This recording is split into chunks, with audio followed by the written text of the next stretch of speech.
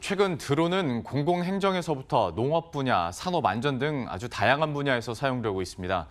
이 업무상 활용도가 커지면서 드론 자격증에 대한 관심도 높아지고 있는데요. 높아진 드론 자격증을 어떻게 취득하고 또 실제 어떤 시험을 보는지 염현석 기자가 현장에 다녀왔습니다. 선생님 하나 둘 셋 넷 다섯 바로 상승. 국가공인 드론 운행 자격증 시험이 진행되고 있는 충남 보령. 이른 아침이지만 업무에 필요해진 드론을 안전하게 운행하기 위해 수험생들이 시험을 보고 있습니다. 시험에 합격하기 위해선 드론 기체 검사부터 이륙, 평행 이동 등 10여 가지의 다양한 비행을 정확히 수행해야 합니다. 실기 시험 이후엔 전문성을 알아보는 구술 시험도 치릅니다. 저 기체는 기체 신고를 해야 되는 기체입니까? 안정성 인증 검사를 받아야 되는 기체입니까? 안정성 인증 검사는 받아야 하지만 기체 신 제가 직장을 다니고 있는데 그 직장에서 좀 필요로 하지 않을까 싶어서 준비하게 되었고. 드론의 쓰임 영역이 조금씩 넓어지면서 국가 공인 자격증 수요도 증가하고 있습니다. 국가공인 드론 자격증의 응시 자격을 얻기 위해선 무게 12kg 이상의 드론을 20시간 이상 날려야 합니다. 자동차 운전면허를 응시하듯 드론 자격증을 따기 위해선 실기 시험과 같은 코스에서 반복 연습을 해야 합니다. 프로펠러, 모터, 암, 이상무.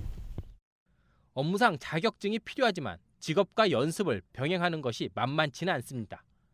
특히 업무용으로 사용되는 드론들은 대부분 정밀한 조종이 필요해 가뜩이나 예민한 조종기를 미세하게 다뤄야만 합니다. 이론 교육을 실행한 다음에 이제 현장에 와서 직접적으로 교관의 설명을 들어가면서 교관의 지시하에 운행을 하게 됐는데 녹록지가 않다는 걸 제가 이제 알았습니다. 그래서 하루에 4시간씩 강훈련을 하고요. 최근 드론이 여러 업무에 이용되면서 여러 기관들에서 드론 기본 교육에 대한 수요가 꾸준히 늘어나고 있습니다. 드론 자격증을 주관하는 교통안전공단은 전담기관 추가 설립을 통해 드론 교육 수요를 충당할 계획입니다.